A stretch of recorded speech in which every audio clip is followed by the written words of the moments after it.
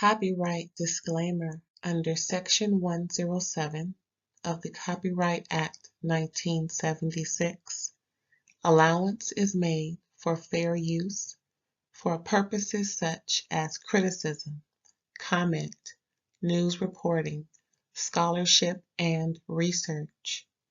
Fair use is a use permitted by copyright statute that might otherwise be infringing. Nonprofit, educational, or personal use tips the balance in favor of fair use. Thank you. Now enjoy the show. Hey, aunties and unks, what's going on? I'm glad you can stop by for another episode of RAERAEs Review. We left off with Reasonable Doubt finale, season 1. Brayden did it. She got you know what off. Child, I sure wish she would have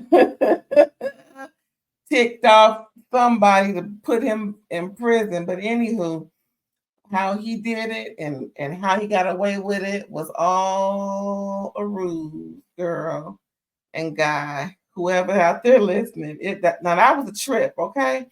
So of course it ended with Shannelle most likely being her next client because she didn't clock JT over the head and he ain't moving. Child, he leaking and all kinds of stuff going on. But had y'all gotten into season 2 yet? Oh my goodness, it is so good. It's so good. I believe it starts off with Shannelle, pretty much at the end of season 1.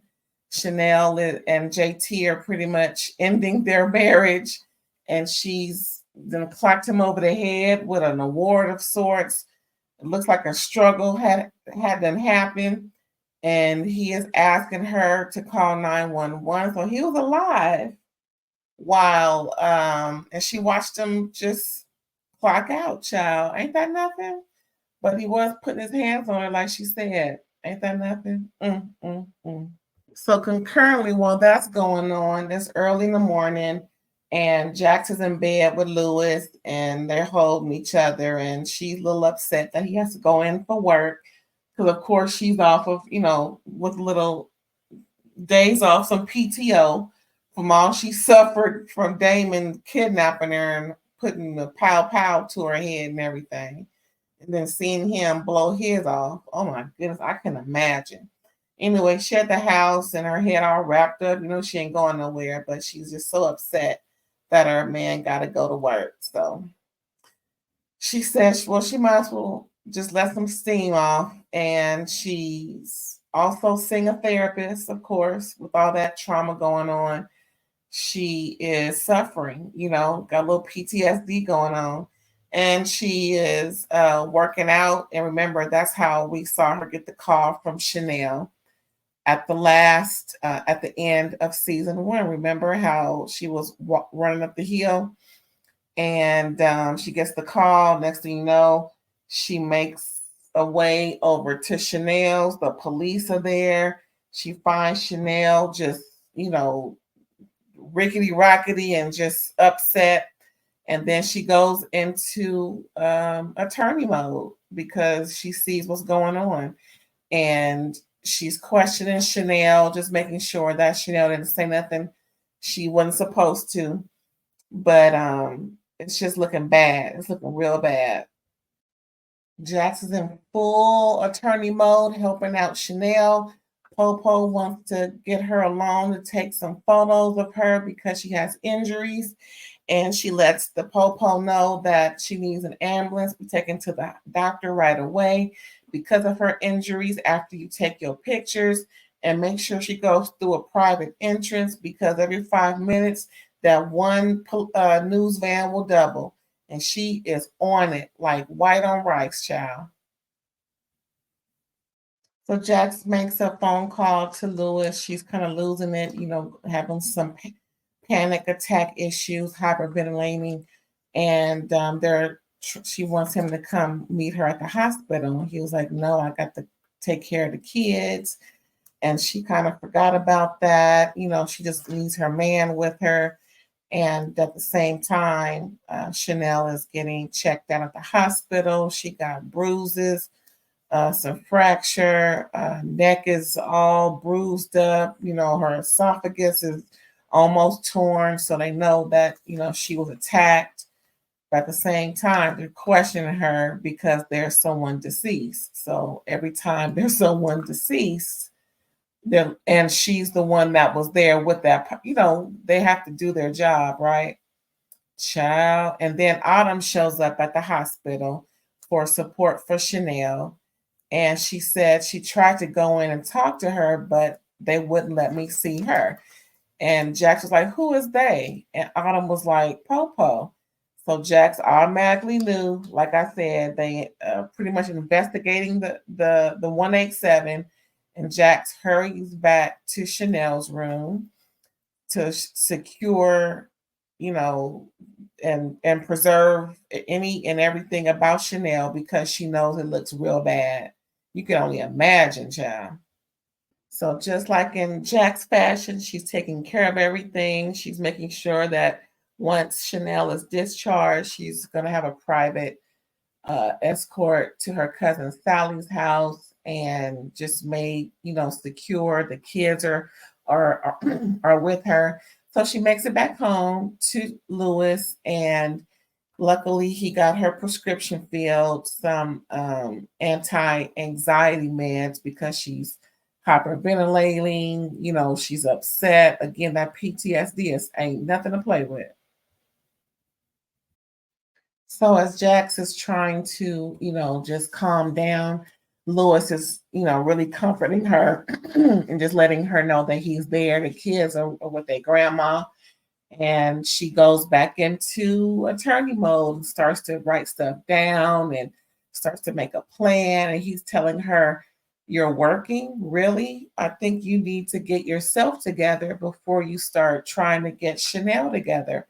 And she's like, "This is one of the worst days of our lives, of Shannelle's life. She is in trouble and she needs to start the ball rolling." And he gets upset, tells her he doesn't want to argue, but of course that's what they're doing, and he storms out. Now, Jax is just upset because now this is something else she has to be burdened with. They're already going through counseling, trying to work it out. Child, it's just a mess. So now Jax is back to work, and she's being welcomed in by her team. And there's a board meeting. She lets them know that she has a case, and it is Shannelle and JT. And pretty much they're just hearing about everything and kind of making dry jokes about the situation, which is she's really not thrilled about. Then she lets the folks know that she is back and clear to work, and she wants to scale back a little bit. And they're like, "Scale back? But you're back to work, right? You've been cleared to do your job." And a little silence went on. She's like, "Yes, yes, that is true." So pretty much they're not going to let her let up on any billable hours. She is expected to do what she has always done because, again, you're back to work, and it's understandable. She wasn't cleared to come back some of the time. She was cleared to come back all the time. So with any other job, if there are no restrictions on your return to work slip, you are expected to perform as normal as whatever you've been doing. Child, ain't that nothing?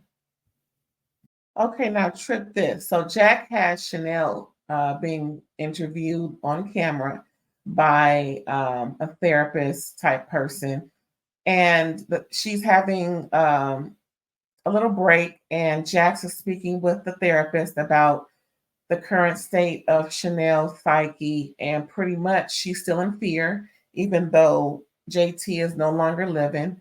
And out of all of the years of her being physically abused, she just has this way about her, this temperament that she's on the defense, of course, and she's really not living in reality because she's still fearful. She doesn't realize that she's safe and it's going to be a long road ahead. Boy, this DV is something else. Oh, I hate it. Okay, so Jax makes it over to the DA's office, her old friend, who she just beat with Braden's case.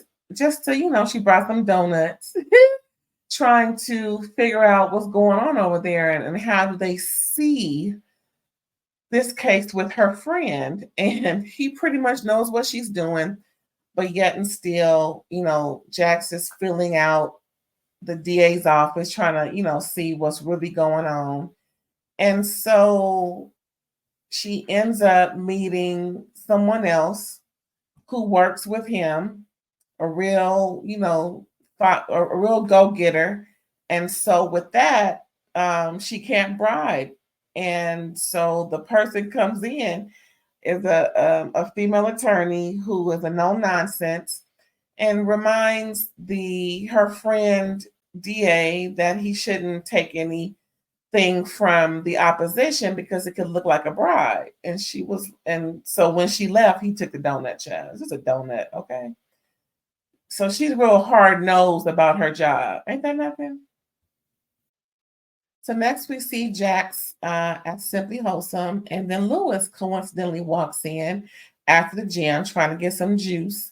And they're both trying to speak at the same time and lets him know that she just left the DA's office and everything looks very benign and it looks like things won't be going as hard as expected. And so they're trying to sit down and have a little lunch together or a little, something to eat or drink together. And as soon as he walks to order his whatever he's going to get, she gets a call and is surprised that she has to go because things aren't what they seem to be. Her assistant Dan gives her some news and she got to go, and that flips Lewis out. He's like, here we go again. But now Jax and Dan is visiting Shannelle and Sally's there, and there are some discrepancies that don't look good for Shannelle, right? Apparently she waited hours before calling 911 due to the laboratory findings. You know how the blood coagulates and things, and they can determine how long someone has been, deceased. And according to the 911 call that she made after calling Jax and them noticing that the body was moved, doesn't look good for her. She's just upset. She said she ran and hid after it happened, thinking he was coming to get her. It was just a horrible situation, and it just don't look good regardless. Anytime there is a deceased body, child, it's just not looking good. So then Jax is having nightmares about what happened with Damon, and she's running to take this medicine, and she's just beside herself, child. So now it's a whole new day, and she's at the office and pretty much just trying to work through it. And she's trying to meet Lewis at the therapist's office. She's a little late, and come to find out she has to leave early. One of them days, child, one of them days. The therapist seems to think that they're keeping score on each other. Jax has a demanding job, more demanding than her husband's job. She's expecting him to give a little more because when she has to be at work, there's no ifs, ands, or buts about it. He feels like she's thinking of him as some slacker dude, but he says, I make 6 figures too. But I think hers is maybe 7. Anyway, he's saying I pick up the slack with the kids, don't make me seem like I'm just some dude that you take care of. And she was like, no, that's not it. And the therapist was like, well, it seems like you guys keep points.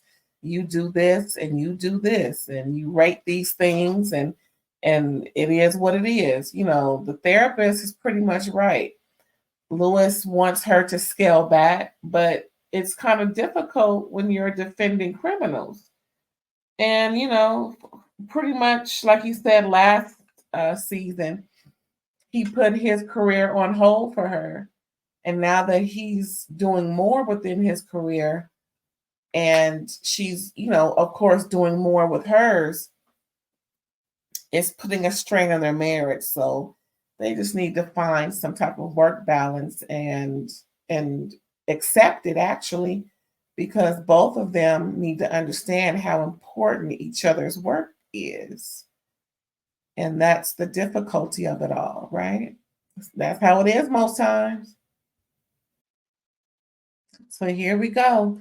Jax rushes in to go back to work after the therapy session and rushes over to her DA friend's office. And he's like, too late. It's out of my hands due to the high profile nature of this case. It has been taken out of my hands due to folks who want to be reelected next year. And they want a woman to prosecute. And it's going to be that bulldog that she met the other day who pretty much told him he couldn't take donuts from her because she works in opposition. So next thing you know, excuse me, we see that bulldog female prosecuting attorney that works for the DA's office making a statement with all the media saying that they are charging Shannelle with first degree murder. Child.